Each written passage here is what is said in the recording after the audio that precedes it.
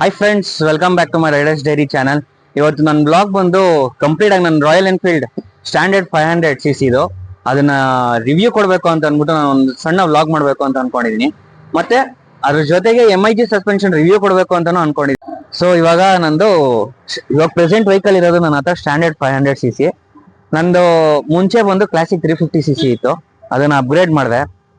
ನೀವು ನೋಡಿರ್ಬೋದು previous videos ಅಲ್ಲ, ನಾನು 350cc ನಾನು ಹೆಂಗೆ ಅಪ್ಗ್ರೇಡ್ ಮಾಡಿದೆ, 350 ಕ್ಲಚ್ ಪ್ಲೇಟ್ ಎಲ್ಲ ಚೇಂಜ್ ಮಾಡಿ 500cc ಕನ್ವರ್ಟ್ ಮಾಡಿದೆ, ಅದನ್ನೆಲ್ಲ ನೀವು ನೋಡಿರ್ಬೋದು. ಇನ್ ಕೇಸ್ ಏನಾದ್ರು ನೋಡಿಲ್ಲ ಅಂತಂದ್ರೆ ನೀವು ಆ ವಿಡಿಯೋನ ಡಿಸ್ಕ್ರಿಪ್ಷನ್ ಲಿಂಕ್ ಅಲ್ಲಿ ಹಾಕಿರ್ತೀನಿ, ಅದೊಂದ್ಸತಿ ನೋಡಿ. ಅವಾಗ ನಾನು ಏನು ಆ ವ್ಲಾಗ್ ಅಲ್ಲಿ ಹೇಳಿದೀನಿ ಅಂತ ನಿಮ್ಗೆ ಕಂಪ್ಲೀಟ್ ಆಗಿ ಅರ್ಥ ಆಗತ್ತೆ. ಸೊ ಆಗ್ಲೇ ಹೇಳ್ದಂಗೆ ನನ್ನ ಹತ್ರ ಮುಂಚೆ ಕ್ಲಾಸಿಕ್ 350 ಇತ್ತು. ನೀವು ನೋಡಿರ್ಬೋದು ಹಳೆ ವ್ಲಾಗ್ ಅಲ್ಲೆಲ್ಲ ನಾನು ಕ್ಲಾಸಿಕ್ 350 ಇದು ಅದು ಏನೇನು ವರ್ಕ್ ಎಲ್ಲ ಮಾಡ್ಸಿದೀನಿ ಅಂತಾನು ನೀವು ನೋಡಿದೀರಾ. ಸೊ ನನ್ಗೆ ಅಪ್ಡೇಟ್ ಮಾಡ್ಬೇಕು ಅಂತ ಅಂದ್ಬಿಟ್ಟು ತುಂಬಾ ಆಸೆ ಆಯ್ತು ವೆಹಿಕಲ್ ನ. ನಾನು ಎಷ್ಟೋ ಬ್ರ್ಯಾಂಡ್ಸ್ ನೋಡಿದೆ ನಾನು. ಸೊ ನಂಗೆ ಯಾಕೋ ಸ್ಯಾಟಿಸ್ಫ್ಯಾಕ್ಷನ್ ಅನಿಸ್ಲಿಲ್ಲ ನನಗೆ. ಆಮೇಲೆ ಸಡನ್ ಟೈಮ್ ಅಲ್ಲಿ ನಂಗೆ ಸ್ಟ್ಯಾಂಡರ್ಡ್ 500 ಬಂತು ಆಫರು. ಚೆನ್ನಾಗಿತ್ತು ವೆಹಿಕಲ್. ನಾನು ಅನ್ಕೊಂಡಂಗೆ ಆಕ್ಸೆಸರೀಸ್ ಎಲ್ಲ ಇತ್ತು ಇದರಲ್ಲಿ. ಫಾಗ್ ಲ್ಯಾಂಪ್ ಆಗಿರ್ಬೋದು, ಮತ್ತೆ ಹ್ಯಾಂಡಲ್ ಬಾರ್ ಆಗಿರ್ಬೋದು, ಮತ್ತೆ ಲಗೇಜ್ ಕ್ಯಾರಿಯರ್ ಇರ್ಬೋದು. ಪ್ರತಿಯೊಂದು ನಾನು ಏನು ಹಾಕ್ಸೇ ಇಲ್ಲ ಗಾಡಿಗೆ, ಆಲ್ರೆಡಿ ಕಸ್ಟಮರ್ ಹಾಕ್ಸಿದ್ರು ಇದಕ್ಕೆ. ಸೊ ಈಗ ನಾನು ಗಾಡಿ ವಾಶ್ ಮಾಡ್ಸಕ್ಕಂತ ಬಂದಿದ್ದೀನಿ. ಒಂದು ವಾಶ್ ಮಾಡಿ ನಿಮ್ಗೆ ಕಂಪ್ಲೀಟ್ ನನ್ನ ಗಾಡಿನ ತೋರಿಸ್ತೀನಿ. ಸೊ ಇವಾಗ ಗಾಡಿನ ವಾಶ್ ಮಾಡ್ಸಕ್ ಹೋಗ್ತಾ ಇದ್ದೀನಿ. ಬನ್ನಿ ಹೋಗೋಣ, ಒಂದು ಗಾಡಿ ಹೆಂಗ್ ವಾಶ್ ಮಾಡ್ತಾರೆ, ಹೆಂಗಿರತ್ತೆ ಅಂತ ನೋಡೋಣ.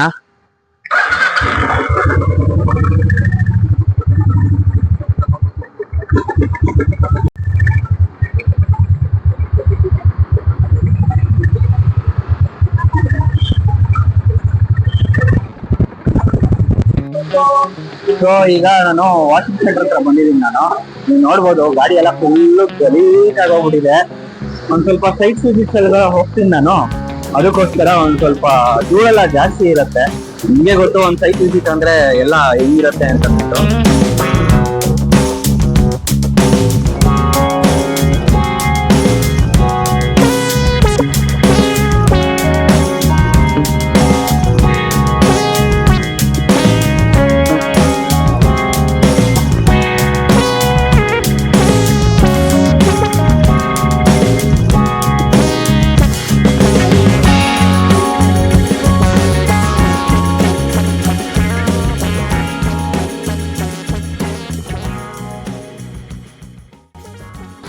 ಸೊ ಈಗ ನೋಡ್ಬೋದು ನೀವು, ಫುಲ್ ಫೋಮ್ ಅಲ್ಲಿ ಸೋಪ್ ಹಾಕಿದ್ದಾರೆ. ಇವಾಗ ಏನು ಕಾಣಿಸ್ತಾನೆ ಇಲ್ಲ, ಯಾಕೆ ಕಲರ್ ಅಂತಾನೆ ಕಾಣಿಸ್ತಲ್ಲ ನಮ್ ಗಾಡಿ ಯಾವ್ದು ಅಂತ ಅಂದ್ಬಿಟ್ಟು. ಸೊ ಇದು ಏನ್ ಅಡ್ವಾಂಟೇಜ್ ಅಂದ್ರೆ, ಈ ತರ ಸ್ನೋ ತರ ಬಂತು ಅಂದ್ರೆ ನಿಮ್ಗೆ ವೆಹಿಕಲ್ ಅಲ್ಲಿ ಈ ಸ್ಕ್ರಬ್ ಮಾಡ್ಬೇಕಾದ್ರೆ ಯಾವ್ದು ಲಿಕ್ವಿಡ್ ಫಾರ್ಮ್ ಆಗ್ಲಿ ಇದಾಗ್ಲಿ, ನಿಮ್ಗೆ ಮಣ್ಣು ಫಸ್ಟ್ ನೀಟಾಗಿ ಇಳಿಯತ್ತೆ. ಸೊ ಅವಾಗ ಗಾಡಿ ಪೇಂಟ್ ಮೇಲೆ ನಿಮ್ಗೆ ಸ್ಕ್ರಾಚಸ್ ಬೀಳೋದಿಲ್ಲ ಜಾಸ್ತಿ. ಈ ತರ ಫೋಮ್ ಇಂದ ಒಂದು ಅಡ್ವಾಂಟೇಜ್. ಇವಾಗ ನೋಡ್ಬೋದು ನೀವು, ಇಲ್ಲಿ ಒಂದ್ ಕಡೆ ನಾನು ಸ್ವೈಪ್ ಮಾಡ್ತೀನಿ, ಶೈನಿಂಗ್ ನೋಡಿ ಹೆಂಗ್ ಬರುತ್ತೆ. ಇದು ಈ ತರ ಶೈನಿಂಗ್ ಬರಬೇಕು ಆ ಫೋಮ್ ಹಾಕಿದಾಗ. ಸೊ ಅಡ್ವಾಂಟೇಜ್ ಒಂದು ಫೋಮ್ ವಾಶ್ ಅಲ್ಲಿ ಇದೆ ಅಡ್ವಾಂಟೇಜ್.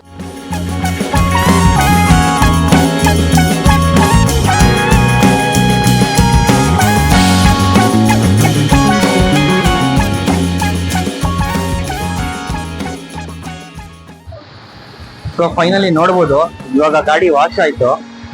ಇವಾಗ ನೋಡ್ಬೋದು ನೀವು ಹೆಂಗಿದೆ ಅಂತ ಅಂದ್ಬಿಟ್ಟು. ಕಂಪ್ಲೀಟ್ ಆಗಿ ಚೆನ್ನಾಗಿ ಶೈನಿಂಗ್ ಬರ್ತಾ ಇದೆ, ನೀಟಾಗಿ ವಾಶ್ ಆಗಿದೆ.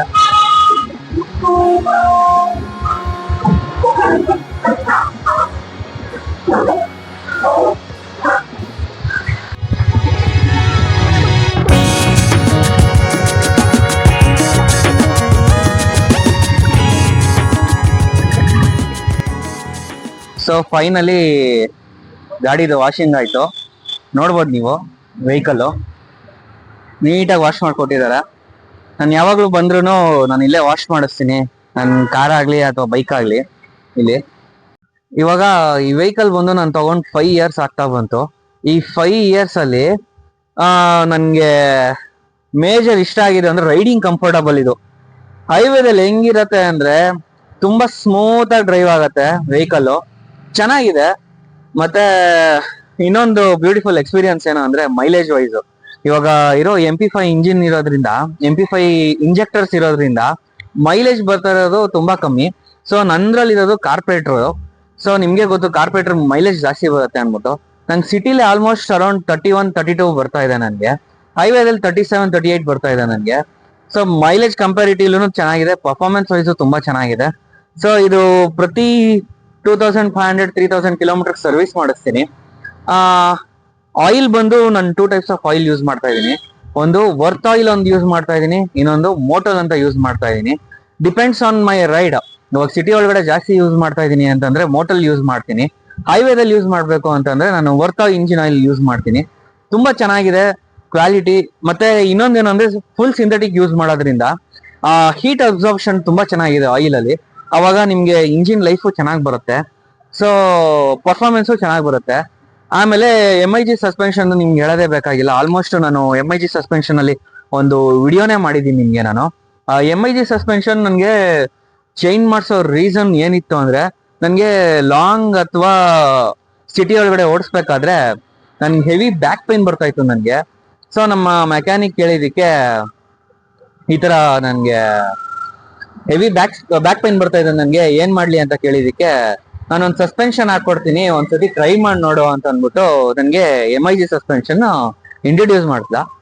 ಹಂಗಾಗಿ ಅವತ್ತು ನಾನು ನೆಕ್ಸ್ಟ್ ಮಂತ್ ನಾನು ಗೋವಾಗೆ ಹೋದೆ ನಾನು ನನ್ನ ಕ್ಲಾಸಿಕ್ 350ಲಿ. ಅವಾಗ ಸೀರಿಯಸ್ ಆಗಿ ಹೇಳ್ಬೇಕು ಅಂದ್ರೆ ನನ್ಗೆ ಒಂದೇ ಒಂಚೂರು ನನ್ ಬ್ಯಾಕ್ ಪೈನ್ ಇರ್ಲಿಲ್ಲ. ಟಯರ್ಡ್ನೆಸ್ ಅಂತ ಒಂದಿತ್ತು ಅಂದ್ರೆ ಇನ್ನ ಕಂಪ್ಲೀಟ್ ನನ್ಗೆ ಬ್ಯಾಕ್ ಪೈನ್ ಅಂತ ಬರ್ಲಿಲ್ಲ. ತುಂಬಾ ಚೆನ್ನಾಗಿತ್ತು ಪರ್ಫಾರ್ಮೆನ್ಸ್. ನನ್ ಕ್ಲಾಸಿಕ್ 350ಲಿ ಇದ್ದಿದ್ದು ಸಸ್ಪೆನ್ಷನ್ ನಾನು ಸ್ಟ್ಯಾಂಡರ್ಡ್ 500ಗೂ ಹಾಕಿದ್ದೆ ನಾನು. ಎಷ್ಟೊಂದ್ ಜನ ಕೇಳ್ತಾ ಇದ್ರು ಇದ್ರ ಬಗ್ಗೆ ನೀವು ರಿವ್ಯೂಸ್ ಕೊಡಿ, ಸಸ್ಪೆನ್ಷನ್ ಬಗ್ಗೆ ನೀವು ರಿವ್ಯೂಸ್ ಕೊಟ್ಟಿಲ್ಲ, ಹೆಂಗಿದೆ ಲಾಂಗ್ ಟರ್ಮ್ ಯೂಸೇಜ್ ಹೆಂಗಿದೆ ಅಂತ. ಲಾಂಗ್ ಟರ್ಮ್ ಯೂಸೇಜ್ ಅಂದ್ರೆ ತುಂಬಾ ಬಹಳ ಚೆನ್ನಾಗಿದೆ. ಬಟ್ ಇವಾಗ ಈ ತರ ಮಾಡೆಲ್ ಸಿಗ್ತಾ ಇಲ್ಲ ಅಂತ ಅನ್ಬಿಟ್ಟು ನನ್ಗೆ ಎಷ್ಟೊಂದ್ ಜನ ಹೇಳಿದ್ರು, ನನ್ಗೂ ಒಂದ್ ಸ್ವಲ್ಪ ಕಮೆಂಟ್ ಮಾಡಿದ್ರು. ಇವಾಗ ನನ್ನ ವೆಹಿಕಲ್ ಬಂದು ಆಲ್ಮೋಸ್ಟ್ 54,000 ಕಿಲೋಮೀಟರ್ಸ್ ಓಡಿಸಿದೀನಿ. So far so good. Vehicle condition ತುಂಬಾ ಚೆನ್ನಾಗಿದೆ, ಹಂಗ್ ಮೇಂಟೈನ್ ಮಾಡಿದೀನಿ. ಅಂಡ್ ಒನ್ ಮೋರ್ ಥಿಂಗ್ ಏನು ಅಂದ್ರೆ, ಸರ್ವಿಸ್ ವೈಸ್ ಕಾಸ್ಟಿಂಗ್ ಅಂತ ಬಂತು ಅಂದ್ರೆ ಆಲ್ಮೋಸ್ಟ್ 3.5 to 4,000 ವರೆಗೂ ಬರುತ್ತೆ.